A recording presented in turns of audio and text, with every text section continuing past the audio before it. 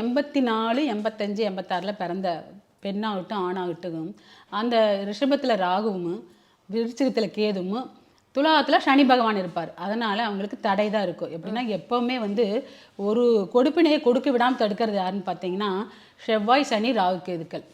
இப்போ அந்த 84, 85, 86ல் பிறந்த கிட்ஸுகளுக்கு எல்லாத்துக்குமே திருமணம் வந்து தள்ளி போயிட்டே தான் இருக்குது. அப்படி மீறி அவங்களுக்கு அமைஞ்சதுன்னா என்ன ஆகுதுன்னா குழந்தை பாக்கியம் இல்லாமல் போகுது. இப்போ என்கிட்ட அந்த மாதிரி ஜாதகம் நிறைய இருக்குது. அது பொருத்தவே முடியல. அப்படி எப்படி பொருத்தவே முடியல அப்படின்னா அவங்களுக்கு வந்து அது வந்து வரன் அமைஞ்சா கரெக்டாக நிச்சயம் பண்ணுறாங்க, நிச்சயத்துக்கு அப்புறம் தடங்கலாயிருது. நிச்சயம் பண்ணலாம்னு நினைப்பாங்க, அதுவும் தடங்கலாயிருது. கல்யாணம் பண்ணுவாங்க, பிரிவினையாயிருது. இப்படியே இந்த இந்த ஜாதகங்கள், அதாவது காலபுருஷ தத்துவப்படி 2ல் வந்து ராகுவும், 7ல் வந்து சனி பகவானும், 8ல் வந்து கேதுவும் இருக்கிறனால அவங்களுக்கு அந்த டயத்தில் பிறந்த எல்லாருக்குமே அவங்க என்ன லக்னமாக வேணால் இருந்துட்டு போட்டும். அப்படி இருக்கும்போது அவங்களுக்கு அமைக்கவே முடியல. அவங்களுக்கு என்ன பண்ணுறோம்னா நாங்கள் ஒரு பரிகாரம் சொல்கிறோம். என்ன பரிகாரம்னா முதல்ல ஒரு கல்யாணம் ஆன மாதிரி ஒரு பரிகாரம் சொல்கிறோம்.